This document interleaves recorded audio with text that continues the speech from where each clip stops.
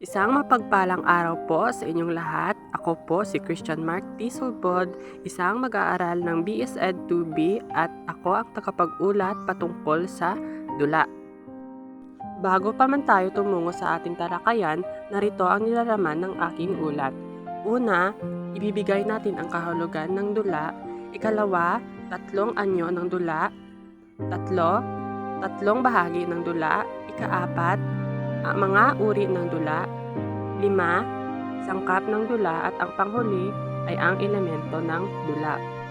Ngayon, ayon sa Wikipedia, ang dula ay isang uri ng panitikan at ito ay nahahati sa ilang yugto na maraming tagpo.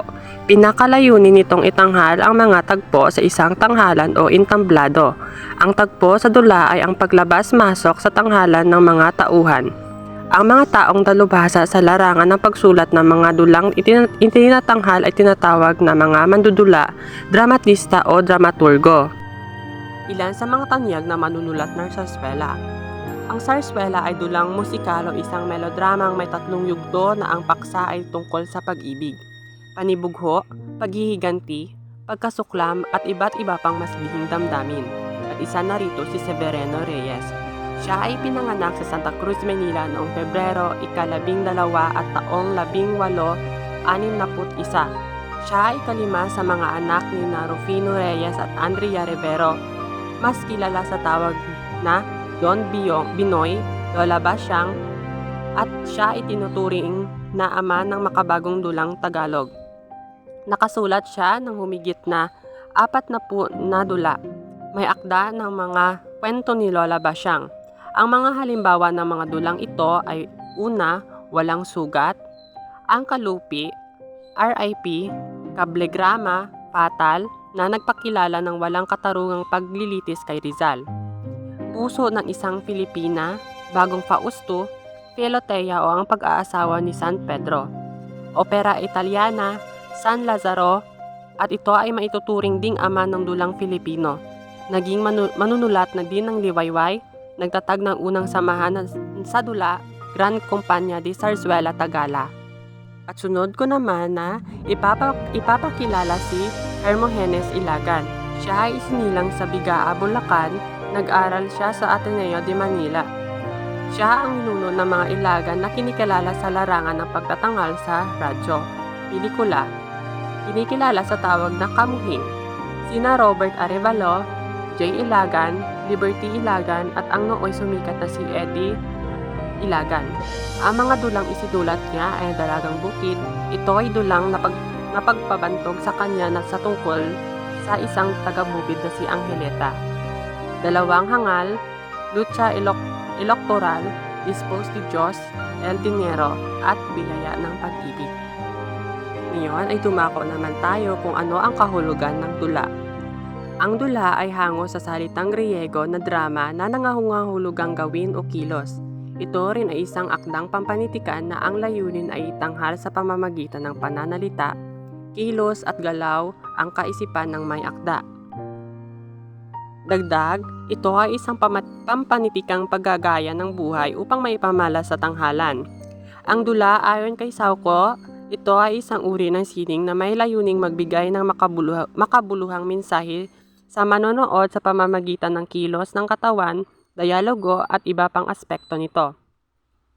Ang dula ayon kay Aristotle, ito ay isang imitasyon o panggagaya ng buhay. Ang dula naman ayon kay Arrogante ay isang pampanitikang panggagaya ng buhay upang maipamala sa tanghalan. Sa pamamagitan ng dula, nailalarawan ang buhay ng tao na maaaring malungkot, masaya, mapagbiro, masalimuot at iba pa. Ang dula ayon kay Rubel, ito ay isa sa maraming paraan ng pagkukwento. At ang ayon naman kay Schiller at Madame de Staël, ito ay isang uri ng akdang may malaking bisa sa diwa at ugali ng isang bayan. Ngayon ay dumako naman tayo sa 3 anyo ng dula. Ito ay kaiklian o kahabaan ng dula. Una narito ay iisahing yugtong dula. Ito ay binubuo lamang ng isang yugto o maikling dula. Pangalawa, dadalawahing yugtong dula. Ito ay binubuo ng katamtamang haba ang dula, hindi gaanong maikli at hindi din gaanong kahaba at karaniwang dadalawahang yugto lamang. Ang panghuli, tatatluhing yugtong dula. Ito ay binubuo ng mahabang dula at mayroong 3 yugto. Ngayon, ano nga ba ang 3 bahagi ng dula? Ang 3 bahagi ng dula ay ang una, yugto. Ang bahaging ito ay pinanghahati sa dula. Inilaladlad ang mukhang tabi upang magkaroon ng panahong makapahinga ang mga nagsiganap, gayon din ang mga manonood. Pangalawa, tanghal. Dito ang bahaging ito ang ipinanghahati sa yugto kung kinakailangang magbago ng ayos ng tanghalan. At ang panghuli, tagpo. Ito ang paglalabas-masok sa tanghalan ng mga tauhang gumaganap sa dula.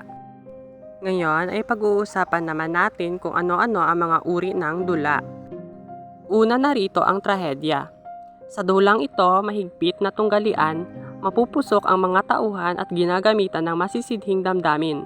Ito ay nagwawakas sa pagkasawi o pagkamatay ng mga pangunahing tauhan.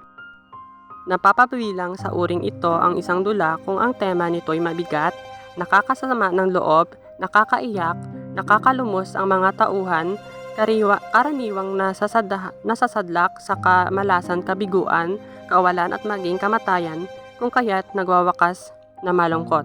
Ang mga halimbawa nito ay ang Moses ni Rogelio R. Sicat, Kahapon, Ngayon, Bukas ni Aurelio Tolentino, Trahedya sa Balay ni Kadil ni Don Pagurasa, Sinag ng Karimlan ni Dionisio Salazar, Anghel ni Noel de Leon at Jaguar ni Dino Brocca. Ang pangalawa naman ay ang komedya. Ang uring ito ay nagtatapos na masaya sapagkat ang mga tauhan ay nagkakasundo. Ang wakas ay kasiya-siya sa mga manonood. Ang komedya ay isang uri ng dula na katawa-tawa, magaan sa loob dalhin ang tema at ang mga tauhan ay laging nagtatagumpay sa wakas. Ang mga halimbawa nito ay Sa Pula, Sa Puti ni Francisco Soc Rodrigo, Flap Click ni Dobo Kachiri. Meron ding 2 uri ang komedya. Ang una ay panunuyang komedya o satiric comedy. Ang halimbawa nito ay ang Kiri ni Servando Angeles. Pangalawa, maromansang komedya o romantic comedy. Ang mga halimbawa nito ay ang Anak ng Dagat ni Patricio Mariano. Pangatlo, ang melodrama. Ang dula nito ay nagwawakas na kasiya-siya sa mabubuting tauhan. Bagamat ang uring ito ay may malungkot na sangkap, kung minsan ay labis na pananalita at damdamin sa uring ito. Ang melodrama o soap opera ay napapabilang sa uring ito ang mga dulang sadyang namimiga ng luha sa manonood na parang wala nang masiyang bahagi sa buhay ng tahanan kundi pawang problema na lamang ang mangyayari sa araw. Ito ay karaniwang mapapanood sa mga diseryeng palabas sa telebisyon. Ang halimbawa nito ay Sarimanok ni Patrick C. Fernandez, Gulong ng Palad, Flor de Luna, Agila at Yagit. Sunod ay ang parsa. Ang layunin ng dulang ito ay magpatawa sa pamamagitan ng kawili-wiling pangyayari at mga pananalitang lubhang katawa-tawa. Ang mga dulang ito ay puro tawanan lamang kahit walang saysay ang kwento. Ang layunin nito ay ang magpatawa sa pamamagitan ng kawili-wiling mga pangyayari at mga pananalitang lubhang katawa-tawa. Ang halimbawa nito ay ang Karaniwang Tao ni Joey Ayala. Ang ikalima naman ay ang sainete. Ito ang pinakapaksa ng uring ito ay ang karaniwang ugali. Katulad ng parsa, ang dulang ito ay may layuning magpatawa. Ang paksa nito ay nahihinggil sa paglalahad ng mga kaugalian ng isang lahi o katutubo sa kaniyang pamumuhay, pangingibig at pagkikipagkapwa. Ang panghuli naman ay tragikomedya. Kung magkahalo ang katatawanan at kasawian gaya ng mga dula ni Shakespeare na laging may mga tauhang katawa-tawa tulad ng payaso para magsilbing tagapagpatawa, subalit sa huling nagiging malungkot na dahil nasasawi o namamatay ang bida o ang mga bida. Una, dulang may kaunting trahedya hanggang dumating ang maligayang katapusan. Pangalawa, dulang pag pinaghahalo ang mga yugtong trahedya at komedya. Tatlo, dulang pinaghahalo ang dalamhati ng trahedyang may mga di akalaing pangyayari at bayaning tauhan. Ang halimbawa ng tragikomedya ay Walang Sugat ni Severino Reyes. Ngayon ay dumako naman tayo kung ano ang sangkap ng dula. Sa simula, dito natin malalaman ang tagpuan, tauhan, sulyap sa suliranin. Ang una, ang tagpuan, ito ay panahon at puok kung saan naganap ang mga pangyayaring isinasaad sa dula. Maaaring ang tagpuan ay sa gubat, sa bahay, at iba pa. Sunod ay ang tauhan, ang mga kumikilos at nagbibigay buhay sa dula. Sa tauhan, umiikot ang mga pangyayari at ang mga tauhan ang bumibigkas ng dialogo at nagpapadama sa dula. Pangatlo ay ang sulyap sa suliranin. Ito ay ang bawat dula ay may suliranin. Walang dulang walang suliranin, mawawalan ng saysay ang dula kung wala itong suliranin. Maaaring mabatid ito sa simula o kalagitnaan ng dula na nagsasadya sa mga pangyayari. Maaaring magkaroon ng higit ng isang suliranin ang isang dula. Sunod naman ay ang gitna ng dula. Dito natin matatagpuan ang saglit na kasiglahan, ang tunggalian at ang kasukdulan. Una ay ang saglit na kasiglahan. Ito ay saglit na paglayo o pagtakas ng mga tauhan sa suliraning nararanasan.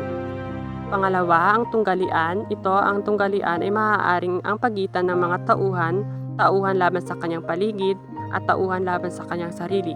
Maaaring magkaroon ng higit sa isa o patong-patong na tunggalian ng isang dula.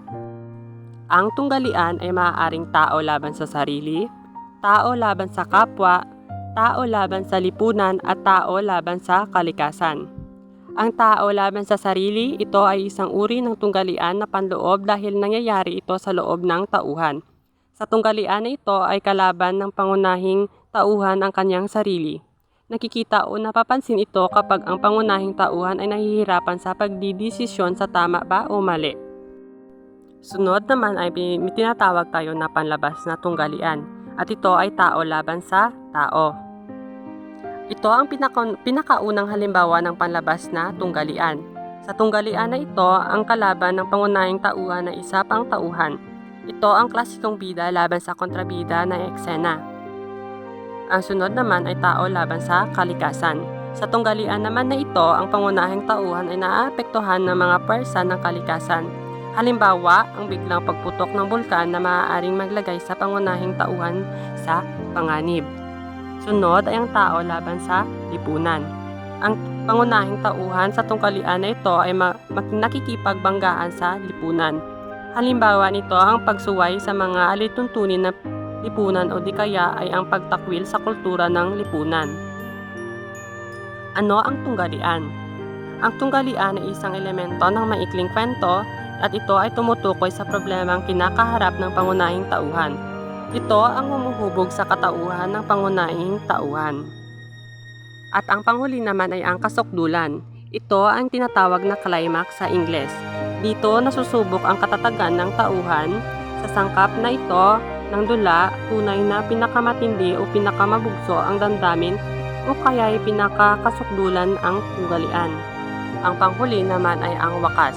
Dito natin matatagpuan ang kakalasan at kalutasan.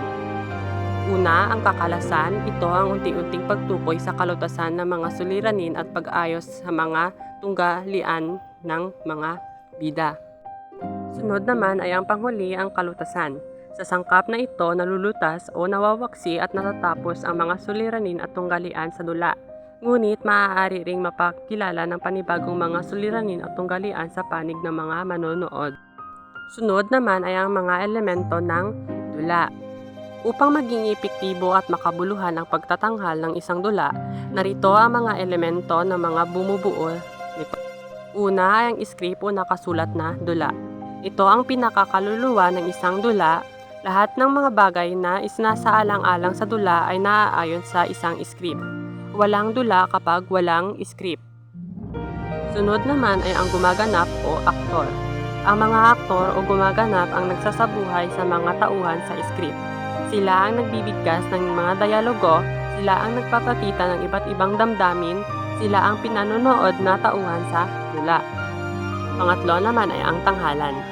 Anumang pook na pinagpasyahang pagtanghalan ng isang dula ay tinatawag na tanghalan. Tanghalan ang tawag sa kadalasang pinagtanghalan ng isang dula. Tanghalan ang silid na pinagtatanghalan ng mga mag-aaral sa kanilang klase. Ika-4 ang taga-derehe o direktor. Ang direktor ang nagpapakahulugan sa isang script. Siya ang nag-i-interpret sa script mula sa pagpasya sa itsura ng tagpuan, ng damit ng tauhan hanggang sa paraan ng pagganap at pagbigkas ng mga tauhan ay dumidepende sa interpretasyon ng direktor sa script. Ang panghuli ay ang manonood. Hindi maituturing ng dula ang isang binansagang pagtanghal kung ito ay napanood ng ibang tao. Hindi ito maituturing na dula sapagkat ang layunin ng dula ay maitanghal at kapag sinasabing maitanghal, dapat mayroong makasaksi o makanood. Tinatawag ding ang manonood sa Ingles na audience. Bago pa man tayo magtapos, narito ang kahalagahan ng isang dula.